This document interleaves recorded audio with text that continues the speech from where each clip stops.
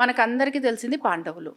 పాండవులు ఏం చేశారు? నలుగురికి మంచి పని చేశారు, నలుగురికి సహాయం చేశారు. చాలా వరకు అసలు వాళ్ళకి ప్రతి నిమిషం కృష్ణుడు అండగా ఉన్నాడు. అయినా కూడా వాళ్ళ పరిస్థితి ఏమైంది? అరణ్యవాసం చేయాల్సి వచ్చింది. అంటే వాళ్ళు కూడా వాళ్ళ రాష్ట్రాన్ని వాళ్ళ దేశాన్ని లేదా వాళ్ళ పరిపాలన ఏదైతే ఉందో దాన్ని వదిలి వాళ్ళు అడవుల పాలు కావాల్సి వచ్చింది. ఇలాంటప్పుడు వాళ్ళు ఏమైనా నిరుత్సాహపడ్డారా? నిరుత్సాహపడలేదు. వాళ్ళు ఏం చేశారు? దాన్ని వాళ్ళు మంచికి మలుచుకున్నారు. అంటే ఏం చేశారు? అర్జునుడు తపస్సు చేశాడు, తర్వాత అస్త్రాలు అన్ని సంపాదించుకున్నాడు. అలాగ రకరకాలుగా ప్రతి 5గురు కూడా రకరకాలుగా వాళ్ళ ఒక పవర్ని పెంచుకుంటూ పోయారు. కాబట్టి ఇలా పవర్ని పెంచుకుంటూ పోవటం వల్ల ఏం జరుగుతూ ఉంటుంది?